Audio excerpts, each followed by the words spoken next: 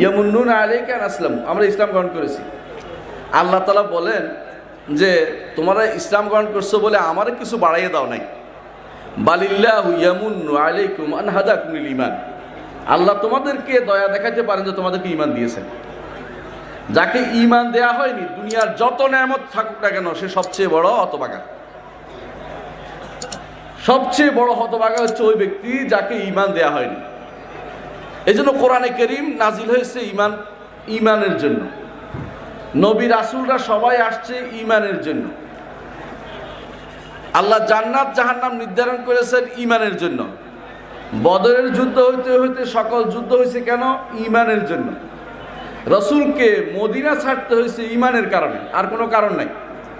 সব শুনতে তারা রাজি আছে, কিন্তু ঈমান শুনতে রাজি নেই। এখন যদি বলে তাদের তো একটা ঈমান ছিল, হ্যাঁ, প্রত্যেকেরই কিছু না কিছু ঈমান আছে। ঈমান কি যখন আমরা আলোচনা করব তখন বুঝতে পারবেন আসলে ঈমানটা কি জিনিস, কতজন মানুষে ঈমান ধারণ করে, তখন আমরা ইনশাআল্লাহ বুঝতে পারব। কিন্তু একটা কথাই বলছি, ঈমান হচ্ছে সবচেয়ে বড় নেয়ামত, এতে কোনো সন্দেহ নেই। আল্লাহ তাআলা এটাকে সবচেয়ে বড় নেয়ামত ঘোষণা করেছেন। আর ঈমান যার আছে সেই শুধুমাত্র আল্লাহর ওলি হইতে পারে, ঠিক কিনা বলেন? ঈমান যার নাই, দুনিয়ার সব আছে, আল্লাহর ওলি হইতে পারে না। এমন অনেক কাজ আছে যা করে বর্তমানে বাংলাদেশের অনেক বড় বড় লোকেরা ঈমান হারা হয়ে যাচ্ছে, অথচ তারা দাবি করতেছে তারা ঈমানদার। এরা আল্লাহর ওলি দাবি করে, অথচ তারা মুশরিক। আল্লাহ তাআলা বলছে ওয়ামা ইউমিনু আকসারুহুম বিল্লাহি ইল্লা হুম মুশরিকুন, তারা ঈমান আনার দাবি করতেছে অথচ তারা মুশরিক। আরবের মুশরিকরা আল্লাহকে মানতো কিনা বলেন তো? মানতো। আল্লাহর ইবাদত করতো কিনা বলেন তো? করতো। এমনকি এরা হজও করতো। এমনকি তারা জিহাদের সময় আল্লাহর কাছে দোয়া করছে। আবু জাহাল কাবা ধরে দোয়া করতেছে, আল্লাহুম্মা, হে আল্লাহ, যেই ব্যক্তি আমাদের ভাইয়ে ভাইয়ের শত্রুতা লাগিয়ে দিয়েছে, আমাদের দরবার নষ্ট করে দিয়েছে, বিশাল কারবার আমাদেরকে ভাগ করে দিয়েছে, আগামী দিন আল্লাহ তারে পিছিয়ে ফেলুন। দোয়া করতেছে কার কাছে? আল্লাহর কাছে দোয়া করতেছে আবু জাহাল। অথচ আবু জাহালের বিরুদ্ধেই রাসূলের যুদ্ধ। তাহলে কেন যুদ্ধটা করলো বলেন তো? ঈমানের সমস্যা ছিল তার। যে আবু জাহাল আল্লাহকে মানতো, আল্লাহকে মানলেই ঈমান হয়ে যায় না। শুধু আল্লাহকে মানছি এটা বললেই ঈমানদার হয়ে যায় না, আল্লাহকে মানার মতো মানতে হবে। নামকে ওয়াস্তে ঈমান যথেষ্ট হয় না। এই নামকে ওয়াস্তে ঈমানের কারণেই এরা দূরে সরে গেছে, আল্লাহর কাছে তাদের ঈমান গ্রহণযোগ্য হয় নাই। রাসূলুল্লাহ সাল্লাল্লাহু আলাইহি ওয়াসাল্লাম যখন মক্কাতে ইসলামের কথা বলেছেন, তখন তারা কিন্তু এসেছিল, সবাই এসে বলেছিল, আপনি যদি কোনো সুন্দরী নারী চান তো বিয়ে করাই দেব, আপনি যদি কোনো রাজত্ব চান আমরা রাজা বানাই দিব, আপনি যদি কোনো বিশেষ কোনো উদ্দেশ্য থাকে সেটা আমাদের বলেন, সেটা করে দেব। কিন্তু রাসূলুল্লাহ সাল্লাল্লাহু আলাইহি ওয়াসাল্লাম বলেছেন, আমি তো একটা জিনিস চাই, সেটা হচ্ছে একমাত্র আল্লাহর ইবাদত হবে, আর কারো ইবাদত হবে না। তাহলে একমাত্র ইবাদত হতে হবে, আর কারো ইবাদত হতে পারবে না। আমাদের সমস্যা হচ্ছে কি, ইবাদত কি সেটাই বুঝি না, ইবাদত কিসের নাম সেটাই বুঝি না। যেই জিনিস আল্লাহ ভালোবাসেন এবং আল্লাহ পছন্দ করেন, যেই জিনিস আল্লাহ ভালোবাসেন এবং আল্লাহ পছন্দ করেন, এমন প্রত্যেকটি কথা কাজ প্রকাশ্য হোক বা অপ্রকাশ্য হোক, অন্তরের ভিতর থাকুক বাইরে করুন, এটাই ইবাদত। তবে করতে হবে দুই পদ্ধতিতে, হয় পরিপূর্ণ ভালোবাসা না পরিপূর্ণ বিনয় দিয়ে। পরিপূর্ণ ভালোবাসা বিনয় একসাথে হলে এটা ইবাদত হয়ে যায়। সেটা আল্লাহর জন্য হতে হলে আল্লাহর পছন্দের জিনিস দিয়ে হতে হয়। দুনিয়ার বুকে আজ এমন অবস্থা হয়ে গেছে, মানুষ কখনো কখনো আল্লাহর নামে শপথ দিলে শপথ করতে রাজি হয় না। হয় আল্লাহর নামে শপথ করলে তার শপথ আসে, কিন্তু যদি পীরের নামে শপথ করতে বলা হয় তার মুখে আর শপথ আসে না। বুঝছেন তো কাকে বেশি ভালোবাসছে? কাকে বেশি ভালোবাসলো? পীরকে। এরকম অনেক মানুষকে আপনি দেখবেন, অর্থ হচ্ছে ঈমান বুঝেনি, ইমানটা বুঝতে হবে যে ইমানের কারণে আপনি জান্নাতে যাবেন, যে ইমানের কারণে জাহান্নাম থেকে মুক্তি পাবেন, যে ইমানের কারণে আপনাকে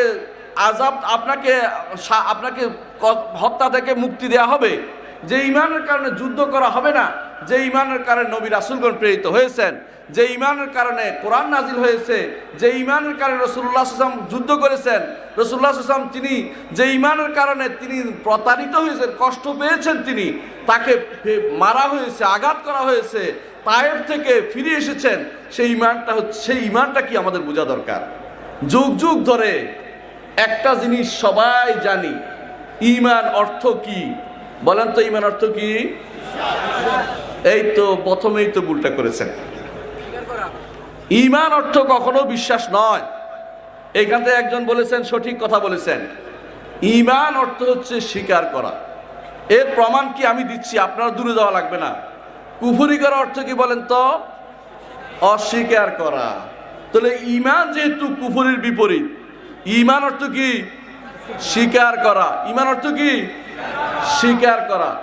আমাদের সমাজে ঈমান অর্থ বিশ্বাস করা আর সেটা ভুল ধারণার বশবর্তী হয়ে, যখনই আমি বলবো ঈমান অর্থ বিশ্বাস করা, তখনই আমার ঈমান অন্তরে আছে বলবে যে ঈমান অর্থ বিশ্বাস করা, আর সালাত লাগবে না, যাকাত দেয়া লাগবে না, হজ করা লাগবে না, আল্লাহর বাণী শোনা লাগবে না, শরীয়তের কথা মানা লাগবে না, কোরআন হাদিস শোনা লাগবে না, রসুলের কথার উপর আমল করা লাগবে না, আমার তো ঈমান ঠিকই আছে, ঈমান তো কলবে আছে, বিশ্বাস তো কলবের ভিতরে থাকে, আর কিছু করা লাগবে না।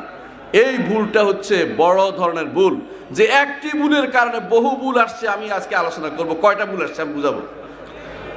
আহলুস সুন্নাত ওয়াল জামাতের নিকট ঈমান অর্থ বিশ্বাস করা, সেই বিশ্বাস তিনটি জিনিস দিয়ে হয়। কয়টা জিনিস দিয়ে হয়? কি দিয়ে? অন্তর দিয়ে, মুখ দিয়ে এবং অঙ্গ প্রত্যঙ্গ দিয়ে। অন্তর দিয়ে, মুখ দিয়ে এবং অঙ্গ প্রত্যঙ্গ দিয়ে হয়। তিনটি জিনিসের মধ্যে কোনোটাকে আপনি ইগনোর করতে পারবেন না। এই জন্য আপনারা বুখারী পড়ছেন, কে দেখি হাত তোলা দেন তো, দুই একজন পড়ছেন বুখারী? কে কে পড়ছেন বুখারী দেখি? বুখারী, ইমাম সহিহ বুখারী পড়ছেন কে? আমি পড়ছি, পড়েন নাই? মাশাআল্লাহ পড়ছেন। ইমাম বুখারী রাহমাতুল্লাহ আলাইহি তার কিতাবের শুরু করেছেন কিতাবুল ঈমান দিয়ে, আর শেষ করেছেন কিতাবুত তাওহীদ দিয়ে। এর মাঝে তিনি বুঝাতে চেয়েছেন ঈমান যদি ঠিক না হয় আর এত পড়াপড়ি লাভ হবে না কিছুই। তিনি বলেছেন বাবুন আস-সালাতু মিনাল ঈমান, অধ্যায় সালাত ঈমানের অংশ। সালাত তো কর্মকাণ্ডের নাম, কিছু কাজ না। কি করে? শুরু করে আল্লাহু আকবার দিয়ে, শেষ করে আসসালামু আলাইকুম দিয়ে, সবাই স্বীকার করে সালাত ঈমানের অংশ। বলছে কে? ইমাম বুখারী রাহমাতুল্লাহ আলাইহি। দলিল দিছে কোরআন আয়াত দিয়ে। আল্লাহ তাআলা বলছেন ওয়ামা কানাল্লাহু লিইউদিয়া ঈমানাকুম ইন্নাল্লাহা বিন-নাসি লারাউফুর রাহিম। আল্লাহ তোমাদের ঈমান নষ্টকারী নন, আল্লাহ তোমাদের ঈমান নষ্টকারী নন। এই আয়াতের শানে নজুল হচ্ছে কিছু মানুষ বাইতুল মাকদেসের দিকে ফিরে সালাত আদায় করছে। ইতিমধ্যে কাবা পরিবর্তন হয়ে কিবলার দিকে সালাত আদায় করতে বলা হচ্ছে, যে এখন থেকে তোমরা কাবার দিকে ফিরে কিবলা পরিবর্তন কাবার দিকে সালাত আদায় করো।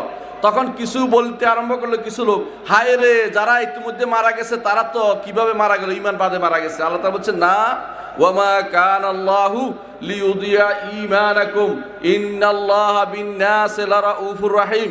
এইভাবে আল্লাহ তাআলা কোরআনে কারীমে যে সমস্ত আমালকে ঈমান হিসেবে ঘোষণা করেছেন, মুহাম্মদুর রাসূলুল্লাহ সাল্লাল্লাহু আলাইহি ওয়াসাল্লাম বলেছেন আল ঈমানু বিদউন ওয়া সাবউনা শুবা। ঈমানের অনেক শাখা, 70-এর উপর শাখা রয়েছে। যেই জিনিস শাখা আছে সেই জিনিস শুধু বিশ্বাসের নাম নয়, শুধু মুখের স্বীকৃতির নাম নয়, অঙ্গ প্রত্যঙ্গ দিয়ে কাজ করার নাম হচ্ছে ঈমান। এই তিনটি জিনিস যতক্ষণ পর্যন্ত কমপ্লিট না হবে কোনো মানুষ ঈমানের দাবি করতে পারে না, ভুল ঈমানের দাবি করবে। তো আহলুস সুন্নাত ওয়াল জামাতের নিকট কয়টি জিনিস ঈমান হবে? তিনটি জিনিসের মধ্যে কোনোটা কম হলে ঈমানদার হবে না। হ্যাঁ, ঈমানের মধ্যে কমতি হবে, কম থাকবে, কিন্তু কিছু না কিছু তার থাকবে। কিন্তু যারা বলে ঈমান অর্থ শুধুমাত্র বিশ্বাস, তারা কোত্থেকে আসছে এটা আবার বলতে চাচ্ছি, সেটা বুঝতে হবে। কেন? ঈমান অর্থ বিশ্বাস হয় যখন ঈমানের পরে লাম আসে। আরবি ভাষাতে আমানা লাহু ও আমানা বিহি দুইটা শব্দ আছে। আমানতু বিল্লাহি বলেন না, আমানতু বিল্লাহ এটা অর্থ আমি স্বীকৃতি দিচ্ছি, কিন্তু আমানা লাহু লুতুন, লুতের কথায় বিশ্বাস করলো। ওয়ামা আনতা বিমুমিনিন লানা ওয়ালাউ কুন্না সাদিকিন, ইয়াকুব আলাইহিস সালাতু ওয়াস সালামের সন্তানরা বলল, বাবা আমরা যত সত্যবাদী হই আপনি আমাদের বিশ্বাস করবেন না। আমানার পরে ঈমানের পরে লাম আসলে তখন তার অর্থ হয় বিশ্বাস করা, আর ঈমানের পরে বা আসলে তার অর্থ হয় স্বীকার করা। আমরা আল্লাহর উপর ঈমান, আমানতু বিল্লাহে, আমানতু লিল্লাহে নয়, আমানতু বিল্লাহে আল্লাহর উপর ঈমান, ফেরেশতাদের উপর ঈমান, সব বা দিয়ে বলি। এটা হচ্ছে স্বীকৃতি দেয়া, অন্তরের স্বীকৃতি, মুখের স্বীকৃতি, কর্মকাণ্ডের স্বীকৃতি। তিন স্বীকৃতি না হলে ঈমান পূর্ণ হয় না। এখন বলেন ভুলটা কোথায় হয়েছে? ভুলটা হয়েছে, একটা কথা মনে রাখবেন, ঈমান কি অনেক জিনিসের নাম না ঈমান এক জিনিসের নাম? এটা হচ্ছে সমস্যা হয়েছে। আহলুস সুন্নাত ওয়াল জামাত বলে ঈমান অনেকগুলো জিনিসের নাম। ঈমান শুধুমাত্র একটা ফোঁটার নাম নয় যে এই ফোঁটা চলে গেলে সব চলে গেল, এটা নয়। ঈমান অনেকগুলো জিনিসের নাম। সালাত ঈমানের অংশ, যাকাত ঈমানের অংশ, হজ ঈমানের অংশ, এমন কালেমা ঈমানের অংশ, এমনকি রাস্তা থেকে খড়কুটে কাঁটাদায়ক জিনিস ফেলে দেও ঈমানের অংশ, শোরবাত হায়া লজ্জা ঈমানের অংশ, তহুর শত্রুল ঈমান পবিত্রতা ঈমানের অংশ। আহলুস সুন্নাত ওয়াল জামাত বলে কোরআন হাদিস ভর্তি যে ঈমানের অনেক অংশ রয়েছে, ঈমান একটি জিনিসের নাম নয়। যারা ঈমান একটি জিনিসের নাম বলছে এরা বলে যে অন্তরের মধ্যে আসছে যথেষ্ট, আবার এক গোষ্ঠী বলে মুখে থাকলে যথেষ্ট, আবার এক গোষ্ঠী বলে অন্তরে মুখে থাকলে যথেষ্ট। না, তিনটা নয়, অন্তর, মুখে এবং কর্মকাণ্ডে থাকতে হবে, তাহলে তার ঈমান, তাহলে ঈমানদার হতে পারবে না, ঈমানদার হতে পারবে না। এখন বলতে পারেন যদি তাই বলেন তিনটা কি সমান কিনা? তিনটাই ঈমান হওয়ার ক্ষেত্রে সমান, কিন্তু স্তর রয়েছে। আল্লাহ তাআলা কোরআনে কারীমে স্তর বর্ণনা করেছেন। কিভাবে বলছেন? আল্লাহ তাআলা কোরআনে কারীম বলেছেন, যারা আল্লাহর অত্যন্ত নেককার বান্দা তারা অনেক উপরে অবস্থান করে, কারণ তারা আল্লাহ তাআলার এই ঈমানিয়ত সবগুলি যথাযথভাবে পালন করে। এরা হলো মুহসিন। এরা কি? মুহসিন। আর যারা ঈমানের স্তরটা কোনো রকম ফরজ দশটা পালন করেন তারা হচ্ছে মুমিন। আর যারা কোনো রকম নিম্ন স্তরে আছেন, গুনাহ করেন, খালাতু আমালান সালিহান ওয়া আখরা সাইয়্যান, এরা হচ্ছে মুসলিম পর্যায়ের। ঈমানের তিনটি স্তরকে স্বীকার করে নিতে হবে, একটি হচ্ছে মুসলিম, একটি হচ্ছে মুমিন, একটি হচ্ছে মুহসিন। এইটাই আল্লাহ তাআলা কোরআনে কারীম বলেছেন, সুম্মা আওরাসনাল কিতাবাল্লাযীনা আসতাফাইনাহুম মিন ইবাদিনা ফামিনহুম যালিমুল লিনাফসিহি, তারা হচ্ছে মুসলিম পর্যায়ের।